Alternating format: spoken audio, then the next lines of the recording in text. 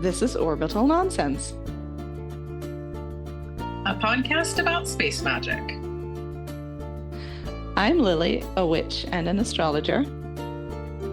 And I'm Veda. I'm just here to ask stupid questions. Hi, hello. Welcome to Orbital Nonsense. We have a guest. Hello. This is Alyssa. Say hi to Alyssa. This is our very dear friend. We've basically already introduced you on the last episode. Or we did. Gave like a little... I saw that. Yeah. But we'll do it again. Yes. So I met Alyssa in a development space a couple years ago. A while ago. I'm not good with chronological time or figuring that out. But we were in a development space together for quite a while. And then we've been in each other's home circle. We have a really small home circle. Mm-hmm. It's us and one other. And we've been doing that for a while too. So Alyssa, why don't you introduce yourself and like what you do and what your vibe is, and yeah. Okay, so I'm the straight one in the group, which you've already touched on. Uh-huh. And we've known each other for I think 3 years. That sounds right. You would be better at figuring out. I met you 3 years ago in development, and we've been friends ever since. And it's so funny because typically in all my friend groups, I'm like the only straight person. Somehow always winds up like that. I don't know why, but I'm here for it. So introductions. So my name's Alyssa, as we know. I grew up in New York City, so I'm an East Coast girl. I live in New Jersey now, and I'm a psychic medium. So that's my business. I do that full time.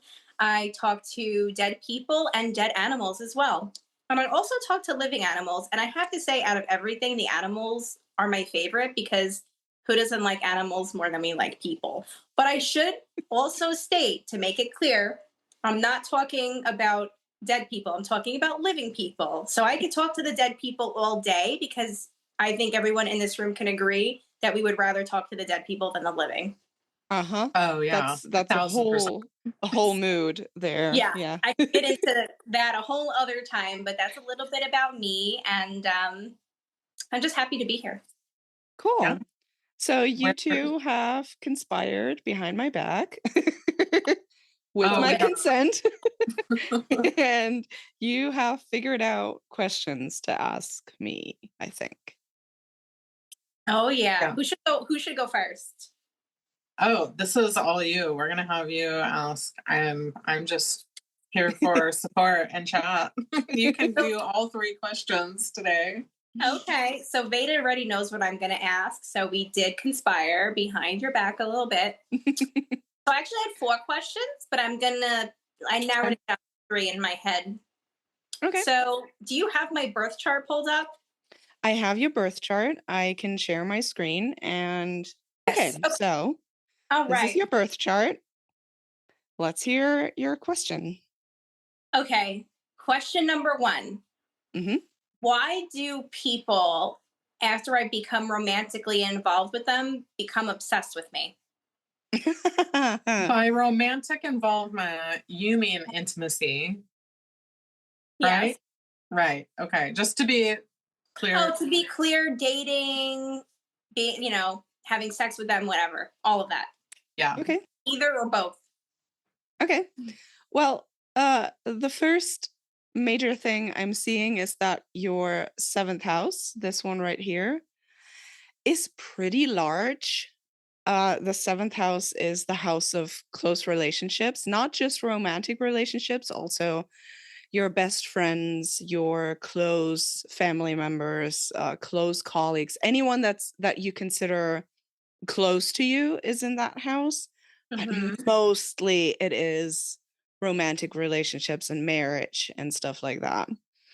And that being so big just tells me that is a pretty big part of your life.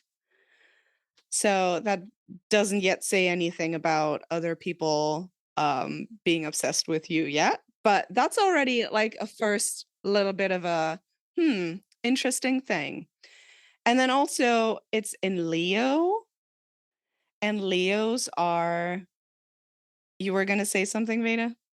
Oh, yeah. I mean, I was just going to be like, so that is going to make everybody be like, oh, all attention to Alyssa. Like, let's really pay a bunch of attention. Let's, yeah, that's like a whole vibe. Exactly. Wow. Leos are, in general, the performers of the zodiac, the entertainers, the ones that want the attention of others, that draw the attention of others to them. Some on purpose, some just have a natural gift for that. They're just, enigmatic in a way. That's a Leo placement? Yeah, your seventh house is in Leo for the most part. You also have a little bit of Virgo here, right? Because your seventh house is so large, you have two signs in that house. Also a tiny bit of Cancer, right? Yeah, like a little teeny tiny itty bitty itty bitty piece of Cancer. Yeah. So the Leo is that part. The Leo is the drawing attention to you,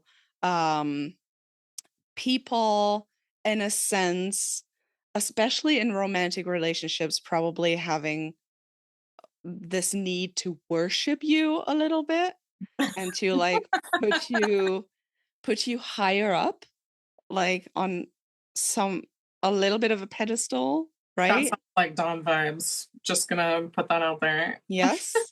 I gotta be honest, I've thought about doing that in the past. You'd be so, do you know what? You'd be so good at that. Because you're a power lifter and a bodybuilder, there's like a whole subset of like gym bros that love like a muscle bound dom. And there are dungeons that are literally just in gyms where you like wrestle your clients or just like pick up big weights and like it's a whole thing.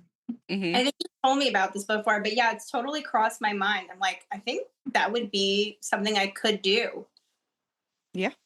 If my business ever fails, just go. I mean, yeah, I agree. I think you would be really good at it. I don't mind. Sorry. I don't cut you off. No, go ahead. I don't mind people worshiping me. Like if put on a pedestal, like that's okay. I could fuck with that a little bit. But it's just funny because a lot of times it's like unwanted obsession. And I have a really hard time getting rid of exes. I have people that come back from 5-10 years ago and I'm like, I don't even remember this person. Like I totally forgot you existed. Who even is this? And then I have to like think about it and be like, oh yeah, that person. Like one time I had a guy, I went on 2 dates with him. Nothing happened. Legitimately, I'll make that very crystal clear. Nothing happened. And he like made up fake numbers to try to talk to me. Also, he could have just been a stalker and a weirdo, but I mean, could be a thing. But I just think it's been a problem for a long time where I'm like, I had to block numbers and like change my own number multiple times. And I'm like, is this something I'm doing? Like, what's happening? And I figure maybe you would know. It's like an astrology thing. There must be asteroids at play too. There must be like mythology based like. Oh, I mean, I have grossness. More. I'm sure that you do. I'm just throwing out some ideas. Yeah. Please keep going. So that already is some of that, right? People like in general, if you are in a relationship, you will probably be in a relationship with someone who does that, who will want to worship you in a sense, who will want you to be the one getting the attention, the one being in the spotlight, the one, being the socialite too, and a little bit of the leader. But you also have this up here is what at least some astrologers call a stellium. So you have 1, 2, 3 major planets in your 10th house, plus an asteroid and the North Node in your 10th house, and with Pluto conjunct your MC. Okay, I will explain what all of this means. Foreign language. Yes. So, first of all, a stellium just means that there's debates among astrologers what exactly is considered a stellium. I consider a stellium when you have at least 3 major planets in the same house, right? So that's a stellium. That says something about that particular part of your chart. It is kind of like shining a light on that part because there's so much going on there, right? Mm-hmm. And your 10th house is the house of life purpose, but also the house of your reputation, how the world thinks about you, how the world sees you, like at your highest point, right? Because it is the highest point in your chart. And first of all, having Pluto right next to this thicker line is the MC. That is the actual highest point in your chart. And Pluto right next to that, Pluto is the planet of power, of domination to a certain degree, of life and death too, which is interesting because you are a medium. So you are following your life's purpose because it is right there. Being a medium is what you're supposed to do with your life. But also like it's that power aspect, right? So that is also something that is very inherent and that you're growing towards and that you're to a certain degree supposed to do with this life. Like that doesn't mean you're supposed to become a dictator. It just means that being the powerful one, Pluto wants you to be powerful, right? Mm. And that can be that being powerful in someone else's life. And Pluto can pretty quickly turn toxic and have that aspect of obsession, of taking it too far, going over the top with these things, right? Okay. So that makes sense. And also Pluto is like right next to the asteroid Lilith, who is the powerful feminine.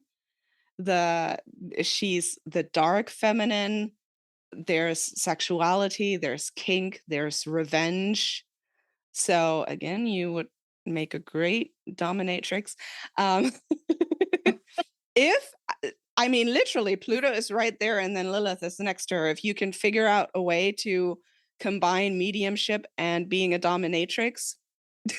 Yeah, while I'm stepping on somebody. Your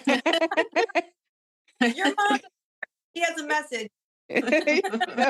She says you've been a really bad boy. But one of the things that I think is really funny about this is like knowing you, like so much of your personality and your vibe is just inherently really powerful. So this is like super not surprising at all to see this. It goes even, there's more. Like I you know also, there's more. You also have the North Node up there. The North Node is what you're supposed to do in this life, right? The North and the South Node are basically like the opposites. The South Node is the one, what did I do in my past life? What am I supposed to leave behind? And then the North Node is, what is this life's purpose? What am I doing? Where am I growing? And this is right next to that combination in your 10th house. That is all about growth. What am I doing with my life? What is my reputation? What I want to leave behind after I die? What do I want the world to think of me? Right? And right next to that, you have the sun, which is obviously your ego, your personality. It's also the one that shines a light on things. And she's over in your 9th house, but Venus gets pulled into there because she's so close still, conjunct to Pluto. Like the MC is right between those two. And Venus is the planet of romance and love, also finance. So, and the senses and a bunch of other things. But you saying that in that way, people get obsessed with me after I, have been on just a single date with them. Yeah, that is because you have Venus conjunct fucking Pluto. Like, yes, this will, I'm sorry to tell you, but this will continue happening. It's just, and that is probably something that you will, because interestingly enough, this square here, so Pluto has a square with Saturn and Pallas Athena in your first house. Saturn is the planet of limitations and restrictions and the things we have to overcome.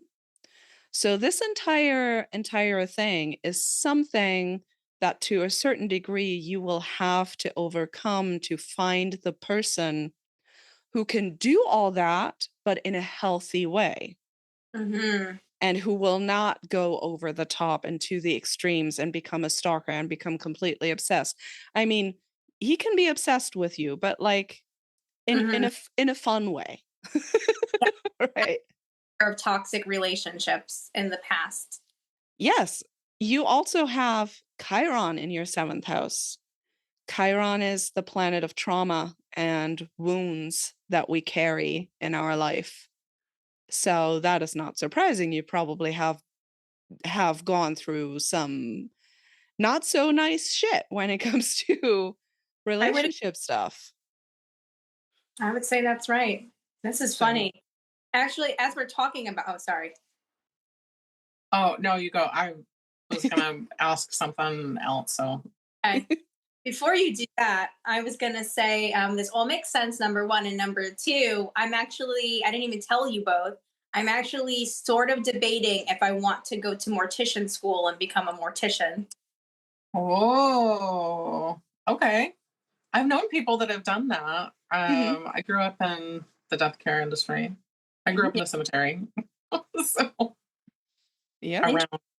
I mean, your chart says yes. Like with Pluto up there, anything to do with death and rebirth and like anything in that area. Yeah, that is absolutely something you can do with your life and you would be good at. Okay. So what were you, Veda? What I was gonna ask is if this Venus and Pluto situation, like bisected by the MC, if that is like where a lot of the bunny boiler vibes are coming from. I mean, it's interesting that like Venus is over in the 9th house, but still in conjunction with Pluto. So they're very close. They're 5 degrees apart. And the 9th house is the house of your worldview, your beliefs, your religion, higher learning, your spirituality, all of these things. So these subjects get pulled into that, and it's almost like the obsession has a religious vibe, and it's like you're this goddess, and that's why they become obsessed, because you have goddess vibes. And also for doming. Mercury is conjunct Venus. He's too far away from Pluto to really have anything to do with that anymore, but Mercury definitely speaks to Venus, and Mercury is the planet of communication, so you speak it into existence.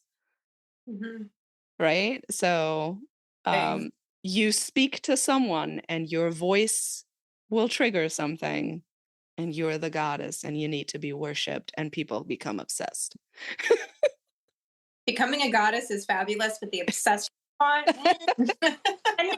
That's the issue. That's the issue with religion. a lot of people are very healthy in their religious ways, but religion always has the potential to make people crazy and to have pull in like the obsessed and the insane and the people that take it too far. And that's that vibe, right? Yeah. So does that answer your question? That does thoroughly answer my question. Now I have Cool. a better understanding. It's just funny because sometimes it's never from the people I want. It's from like everybody but that one person. I'm like, this Yeah. makes sense, but that's someday. Yeah. That is just always the way that goes, I feel like. Mm-hmm. But before we get rid of like this part, there has to be a super obsessive deity with an asteroid. Let me think.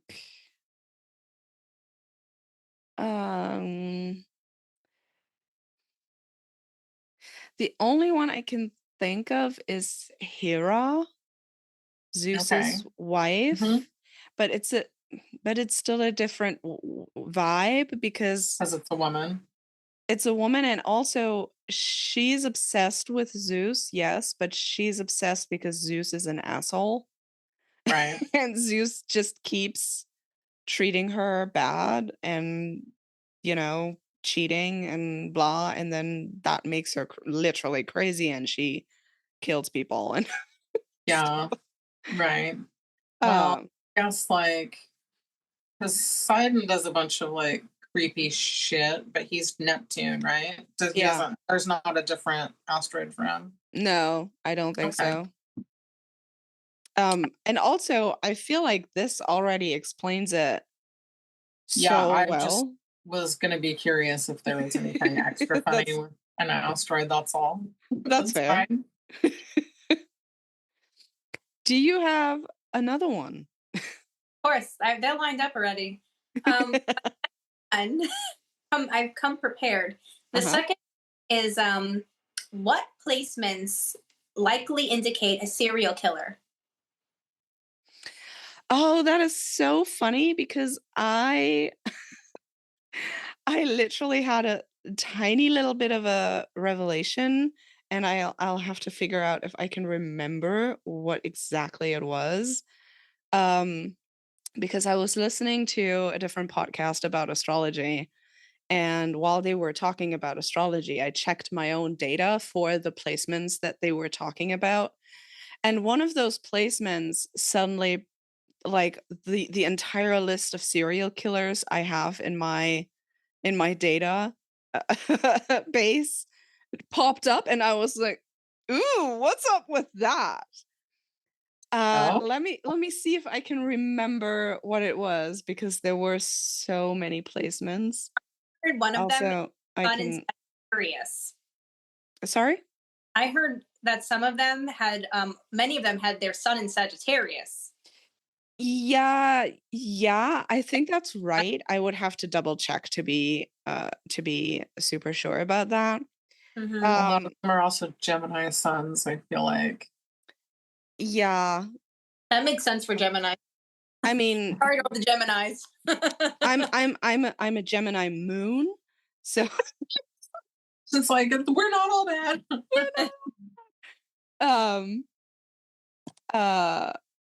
I think, okay, so I will try to explain this in a way. It might take a few minutes to explain it in a way that people who don't know stuff about astrology will understand. So you have a birth chart and you have the houses, right? Every house is in a sign depending on when you were born. Depending on what specifically the beginning of that house, which sign it is in, the house has a planetary ruler.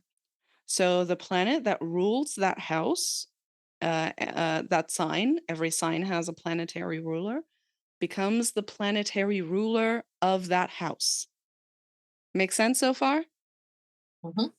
So that means when you check a house, so let's say you check the second house because you want to know something about a person's finances and resources, right? You check the second house for that.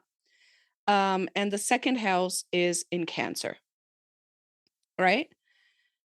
Then you will have to check where is the moon in the chart, because the moon rules Cancer and therefore rules this person's second house. So let's say the moon is in the fourth house. That means fourth house themes will get pulled into the second house. So the fourth house is the house of the hearth and home, your roots, your early education, the mother. That could mean, for example, that that person works from home and makes money that way, right? So it's always this, the ruler pulls themes of other parts of life into a different part of life. Makes sense? Mhm. Yeah. Okay, good. And I think the thing that I discovered was that my list, obviously I don't have all the serial killers in my database, but I have quite a few. And I think it was something about the ruler of the second house being in the sixth. Mhm. So I Okay. definitely have Jeffrey Dahmer in there. I definitely have Charles Manson in there. And they all had the ruler of the second house in the sixth. Now, let's discuss in general what that means. The second house is the house, like I said, of your personal resources, also just material resources, money, the home you live in, the things you use every day, the things that a nice metaphor is the things that support your being, where the first house is your being, your personality. The second house is the house that comes right underneath. So it supports that, right? So that is work, money, all those things. The sixth house is the house of everyday life things. So that is the job that you do, that is the chores that you have in your house, that is everything you do on a routinely basis every day or every week or, that type of stuff. So having the ruler of the second and the sixth just means that they are so closely connected and the things you do every day become a resource. Now, how and why that would make someone a serial killer, I cannot tell you yet, but That's that weird. definitely Okay. triggered something. And I went, and it's funny, that was like 2 days ago. So it's that this is not a coincidence that this is a question you're asking me right now, because I was thinking I have to do some more research on that. That is very interesting because on first thought, that is not something that gives me serial killer vibes, because your resources and your everyday life are somehow connected. That just makes sense. That is just Right. logic, right? But it's so striking that all of a sudden, like the entire list of serial killers popped up in my data. I was like, that's weird. Probably But today. Nothing is coincidental. Mm-hmm. no, but it's an interesting thing to think about that, like, okay, so it's like everyday stuff being attached to the house of resources, right? Mm-hmm. And so one of the things that like kind of all serial killers have in common Mm-hmm. is that like this is an obsessive need, right? And they Mm-hmm. have to be in some like so being a serial killer comes in like stages and cycles, right? So you're not necessarily like kill every day, but you're like thinking about the last kill, you're planning the next kill, you're starting to do the research for it, then you're enacting that kill, and then you're like writing the bliss from having done that because you're the kind of shit brain that has bliss from that, right? Yeah. So that would be a resource. So whatever like fucked up thing is probably fucked up in the, so this is a question. I'm saying it as if it's a statement. This is definitely Yeah. but wouldn't, so whatever fucked up thing actually be in that sixth house, and then it's just being drawn in to be a resource? Yeah, that makes sense. That might be at least part of it, because Okay. you're right. Like most serial killers, that's how a lot of profilers can actually tell that it's a serial killer and it's the same person, because it happens in the same amount of time distance. I'm wording this great. But like, so it will be like every 8 months or every year or every 3 months or something like that, right? A person gets murdered in the same way. And that's how profilers start making a profile of the serial killer. Oh, it's this pattern of repetition. Which, yeah, that is definitely a sixth house thing. Right. So, and then it starts like you know, like the time that it takes to go through the cycle will like get smaller, and so then it like ramps up, but it ramps up in like this might be wrong. I'm not like a true crime like obsessive person, but I read a lot of nonfiction books. So but I feel like whatever that rate where it starts like ramping up, I feel like I've come across somewhere that said that like the math on that is like pretty similar. Like this is the rate at which, like, even though the time frames might be different, they're like different at the same rate. yeah, because That makes sense. psychologically it's a cycle of, you know, having the urge getting bigger until you can't help it anymore. Right. I made quotation marks for those that are only listening. And then you do the kill, and then you have the high after the kill, and a lot of serial killers like will take stuff to put themselves into that situation again. Like they will take souvenirs. I made air quotes again. Like it could be like a piece of jewelry or something, and they will pull that out when the high when they come down from the high, and it puts them back into the high, but in a lesser way obviously than the actual kill, and then that gets lesser and lesser and lesser, and then, you know, it starts all over again. And that, so it's the same phases basically, and only the phases get shorter, but that makes sense, right? It being sort of the same time frame. Yeah. So basically my answer to that question is I will get back to you because I have a hint, I have ideas. This is definitely something I want to research because I have been interested in serial killers since I was way too young to be interested in serial killers. And this is really fascinating. So I will definitely research it. Have a mediumship question for Alyssa. Ooh. Sure. Hear it. So I know that in our home circle, we have done this a few times where we were working on like crime stuff. And then actually that was before Lily was in our circle. So I also did some crime stuff with Lily. And like, I think like the first or second one that I ever did, I was getting a bunch of no's, but I was getting no's because I was so in the mind of the serial killer that I was answering what he thought. So he was like, I was like, oh, he's like very intelligent. He's like really good at like, you know, these kinds of things or whatever.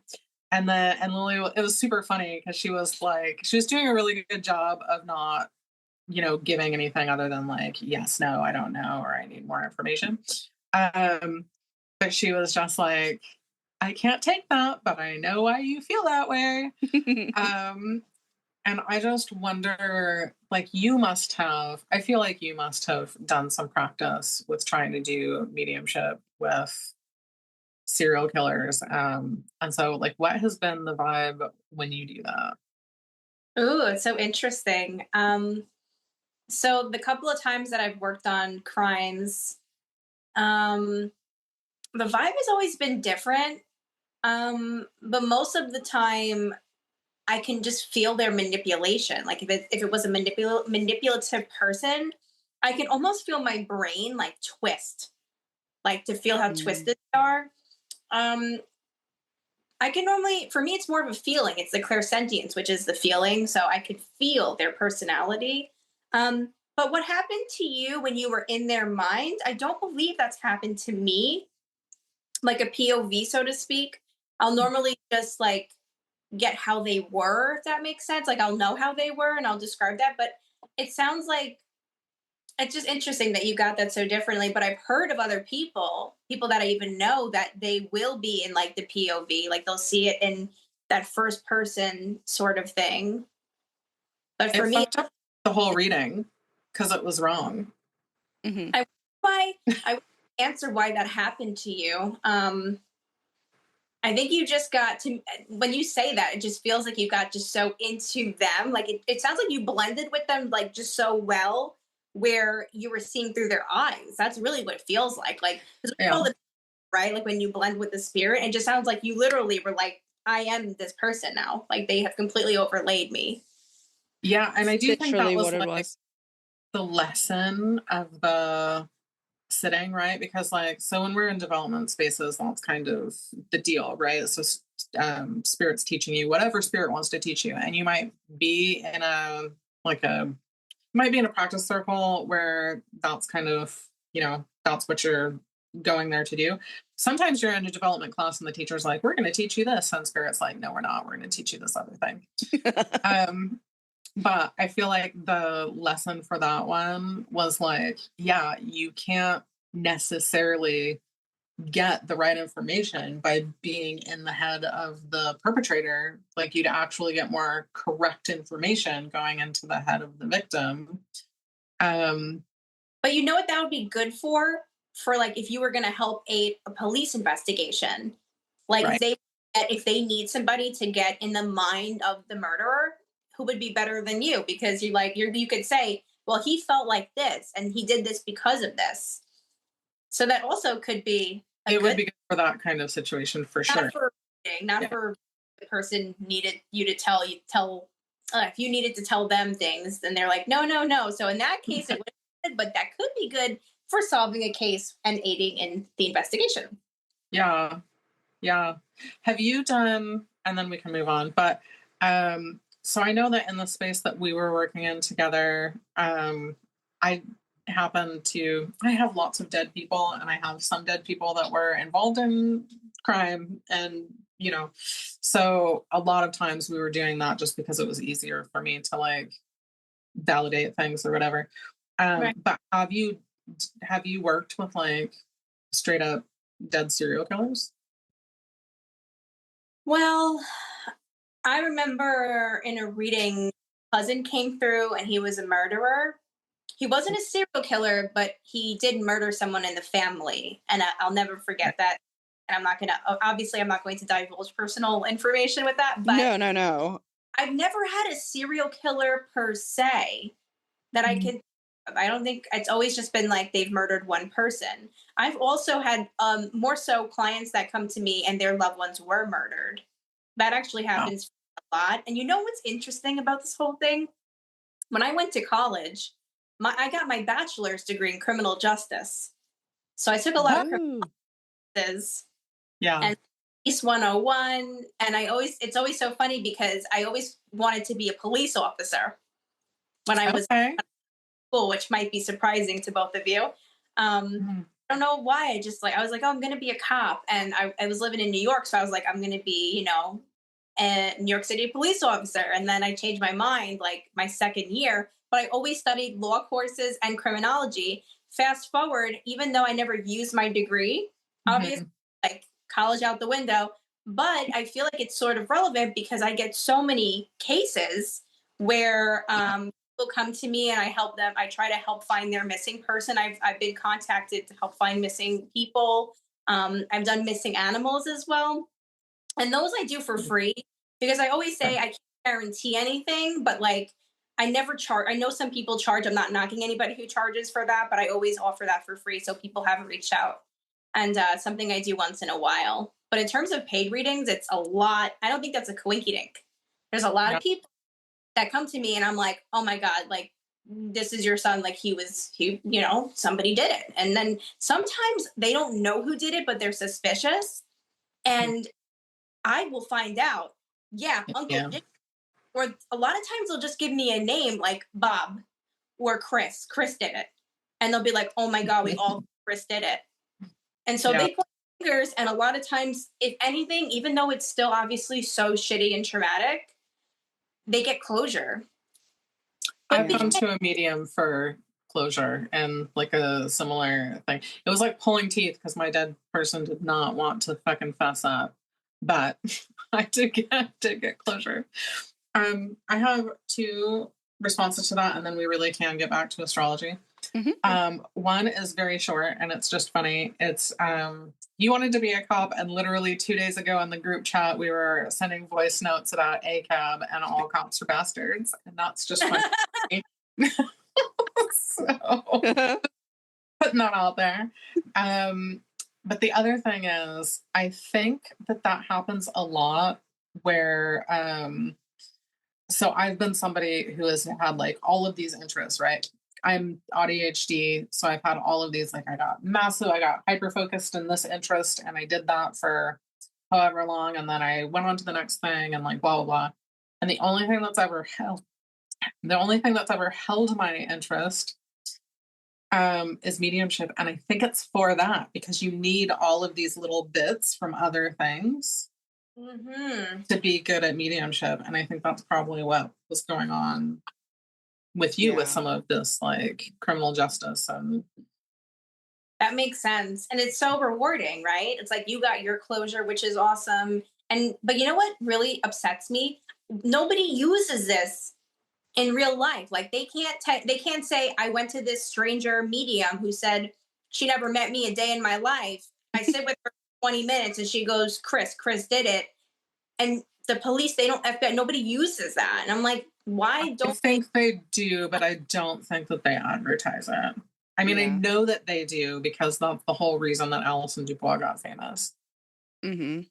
Right? So like, because she was working for the DA for a really long time and very secretively. Mm-hmm. And then she got outed by a journalist that figured it out. And then she was famous from it. So I do think like, that probably happens more than you think. Yeah. But I think there's like I'll be talking to somebody and like they live in the middle of nowhere, for example, and their local police department, I don't think they're gonna do it. You know what I mean?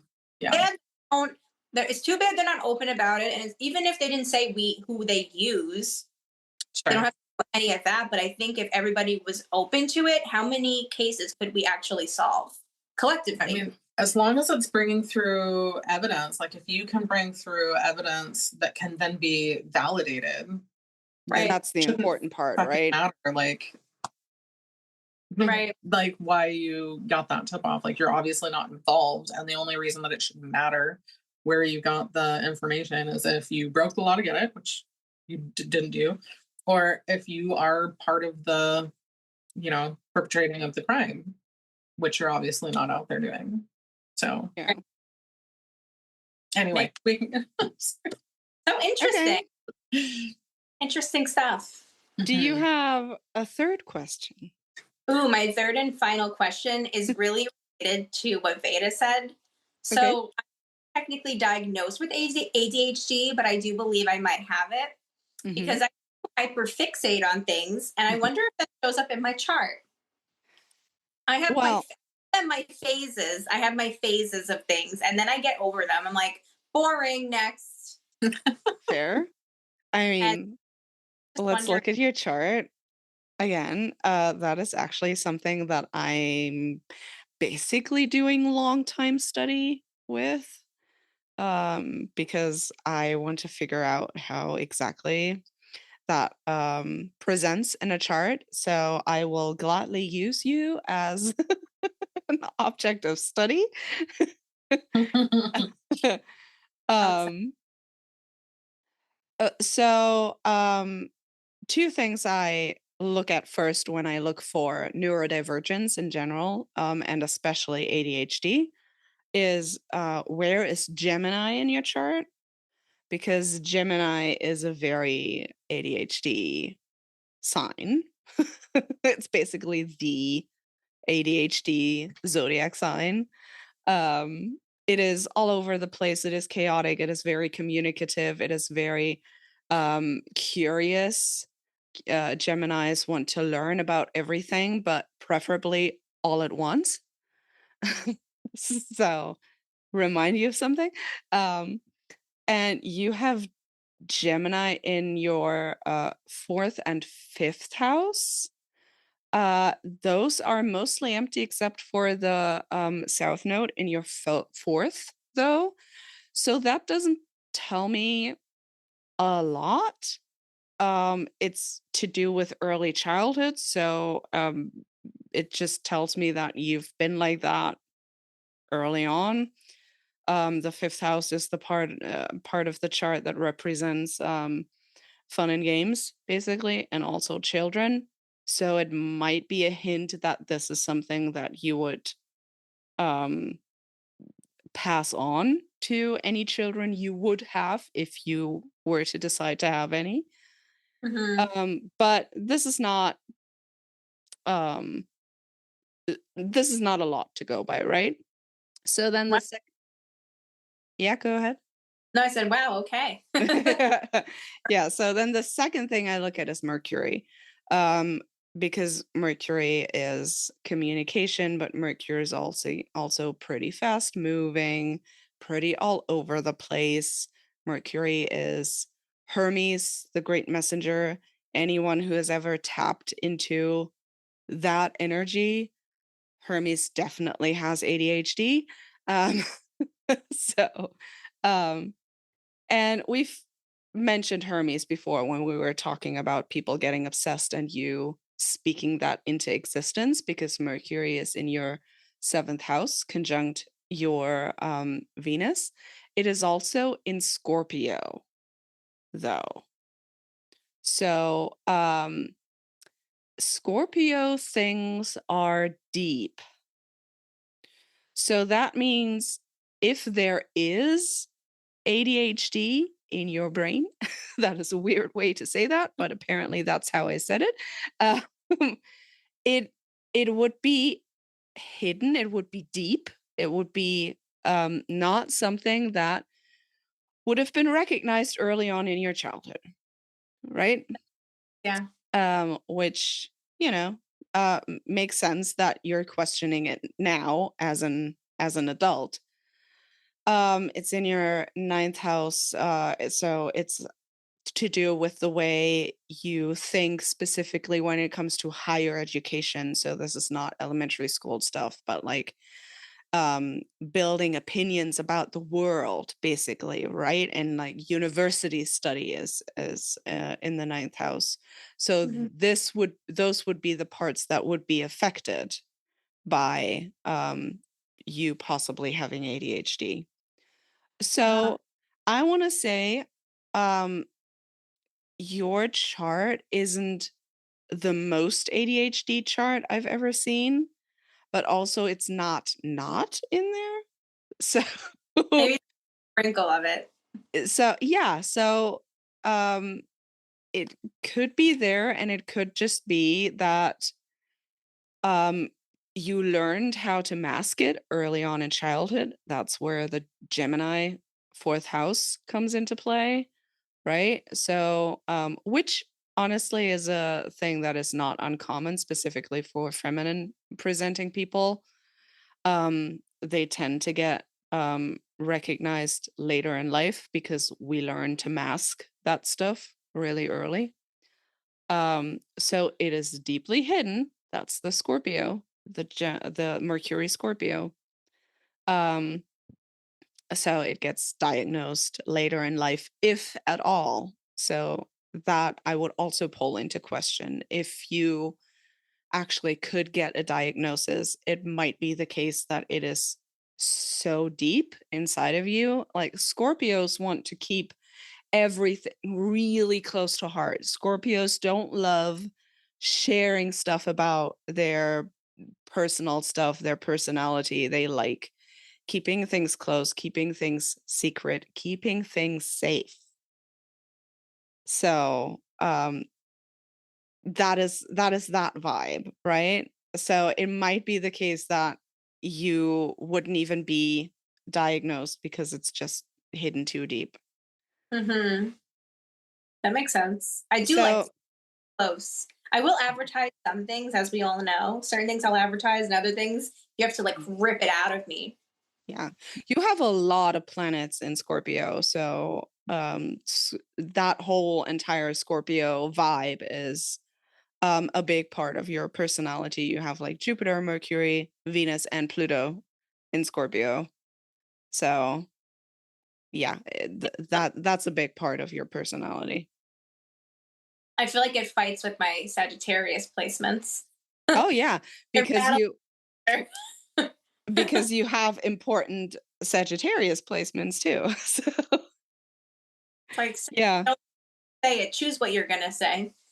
Yeah, and Sagittarius are the ones that want to go outside and are really talkative and want to connect and are extroverts. And I'm not saying that every Sagittarius sun is an extrovert, by the way, but that's the general vibe of the Sagittarius, right? They want to connect, they want to learn, they want to travel, they want to learn and study and do all the things. And then Scorpio is more like, no, let's keep it in here. Right? So yeah, so the answer to that question is maybe. Have to find out. Okay. A little less clear. It certainly wouldn't hurt to read about ADHD and to maybe incorporate like certain strategies to deal with ADHD into your life. And obviously I'm not going to tell you not to get diagnosed. That would be stupid. Like if that is your journey, go ahead. I'm just saying that be aware of that fact, right? Be aware of that being hidden deep, and don't be disappointed if a psychologist will tell you, I can't see it. That doesn't necessarily mean it's not there. It just means you're highly masking, right? So that makes sense. yeah. Okay. You had said earlier that you had 4 questions. What's the 4th question? If it's a quick one. Yeah, I have a quick one. Cool. Yeah, shoot. With all of our charts, how do we all connect? How do we all tie in with one another? Oh, you mean specifically us 3? Mm-hmm. If that's a long answer, that's fine. Can you stack 3 in a synastry chart? I can't in this specific app. There's other apps that can do that. I don't have those though because they are ridiculously expensive. Anything based off knowing all of our charts? So if anyone is interested, by the way, in what the app is I'm using Luna Astrology. You can find it if you Google that. You have to pay for it, but it's a web-based app, so you don't have to download anything. And the web-based part is nice because it has like a huge database of asteroids, for example, and all of that is in the cloud. You don't have to download all of that information to a computer. And it's on the more affordable side when it comes to astrology software. So, and it's really good. I definitely recommend it. So mostly what I find interesting is that Alyssa, you and I both have important Sagittarius placements. You are a Sagittarius sun and your Mars is also in Sagittarius. I am a Sagittarius rising. So there's we are similar in the way that like we present to the world and that we have a similar energy. Mhm. Then we have discovered before that Veda and we share the same Mercury placement. We both have Mercury in Pisces. So, and that is interesting because we can talk for hours and hours and hours and hours. Like we never ever, since we've known each other, had a situation where we were sitting there and it was uncomfortably silent. No. We can talk about anything and everything and for hours and hours and it never gets boring. So, And really quick, just because I mhm. know Alyssa knows this person, you know who else has a Pisces Mercury Oh. is Michael Mayo. Oh, And uh-huh. I really click with him. So I was Yeah, like, oh, that fucking tracks. And he also definitely has ADHD. yeah. And Alyssa, you have Mercury in Scorpio, which is another water sign. So it's a little different than Pisces, but it's not super different. It's Right. in the same family. Right. So that tracks because we also can, like, we haven't known each other that long, but we can also talk easily, I feel like. So that makes sense.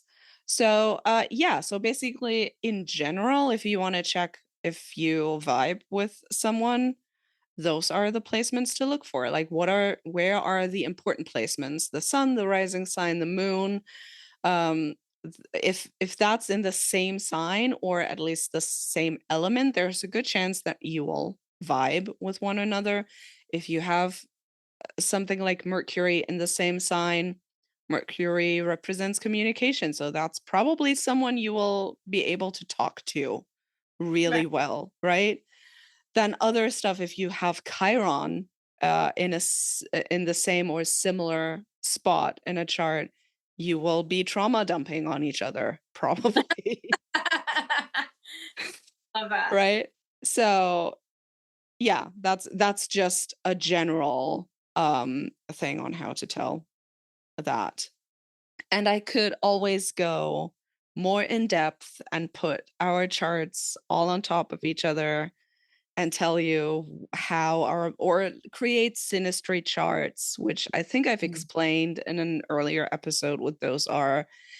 And yeah, it's a literally an entire branch, relationship astrology, how to tell how you vibe with another person. In the last episode, we looked at the asteroids for all of the muses and we went through them in mine and we like said what everything meant in my chart. But then we did a synastry chart and we saw how our muses in each of our charts were talking to each other. Hmm. And that was really interesting. Yeah. Well, that's so cool. I never heard. It's sometimes creepily accurate. Like for example, the muse of astrology, among a few other things, was in Veda's 11th house of community and friendship. So I saw that and I was like, oh, I'm in there. That's me. I'm in your chart. I had tragedy in my first house. So it was like, you know what your personality is? Tragedy. Yep. Death. That makes a lot of sense. It Unfortunately. does. Yeah. So yeah, does that answer your question? Yeah, I think it does. I learned a little bit more about astrology today. Good, great. I mean, that's not necessarily the purpose of this podcast. Notes so I can do my own research later, but this was fun. Yeah. Cool, great. Okay. All right. So This we was hope fun. you enjoyed this. This was so much fun. Before you go away, though, Alyssa Uh-huh. should say where people can find her and follow Yes. her. She's a great medium. I literally just the other day did a TikTok about how there's like so many shit mediums. Alyssa's not one of them. Alyssa's really good. Takes development very seriously, really works on her craft. Also teaches really well. You're one of the only development teachers that I know of that makes a point to like be really to bring in like queer elements and to your teaching space, that's like shockingly unrepresented Yeah. in mediumship development. So please drop all of your, this is what I do, here's how to find me. Mhm. Oh, thank you. I appreciate you. Of I'm course. blushing. So, okay. And it's good that you brought that up about the queer elements. Yeah. So a lot of teachers that even myself, even people I've taken their courses, they don't really bring that up at all. Like period, point blank. And then what happened was when I went out into the real world to do readings, I was getting, and I am familiar, like my sister is a lesbian. I have a bunch of, LGBTQ friends and things like that, but never pulled somebody with any of that in a reading before. So I'm sitting here and I'm like, oh, he's gay. But then it wound up that he was actually trans. And I wish, like, if you know what I'm saying, like, I just wish that they would have brought it up so that we could have become familiar with it. You know what I'm saying? Even in my psychic readings, I remember, I'll be honest, I made a mistake one time and she was a lesbian. And I was like, oh, your partner. And I said he, and like, and then she was like, well, I don't like men. And I was like, shit. Like if somebody taught me. And so I had to work with spirit. And I was like, I need to teach my students. So I had Veda come through in one of my circles, bring through some people for my students to learn. So anyway, in my classes, you will learn how to do mediumship, connect to the other side for pets or people or both. And then I also teach psychic development, psychism. So you can go to my website, which is themusicalmedium.org. Also for readings, I do 1 hour or 45-minute sessions for both psychic and mediumship. I also have a combination reading for an hour, and it's all on Zoom. So you could be in Scotland or Germany, like my friend, and do a reading. What else did I miss? Also, my handles, right? So I do a lot of readings on live stream, or you can just watch my content. So on TikTok, I'm the musical medium, and then on Instagram, it's the same. Except on Instagram, it's the musical medium _. So just be careful because there's a lot of people pretending to be me. I will also put your info and all the links in the description box below. I feel so professional saying it like that. So if you want to find Alyssa and watch her content or book her for a reading, you will find all the links down below. Perfect. Okay, this was lovely. We loved having you on today. It was so much fun. Thank you for being here. Thanks for me. Maybe I'll come back. Oh yeah, have you back. That'd be great. Anytime. Okay. Well, you'll have to come back when Lily does more research to answer the serial killer question. But we'll call you back. Yes, you let me know when you do it. I happy. I will. All right. Okay. So do all the things, like and subscribe and all of that stuff. And we hope you enjoyed this. We haven't worked out how to do I'm a that professional. in a better way yet. Okay. Thank you for listening. Bye. Bye.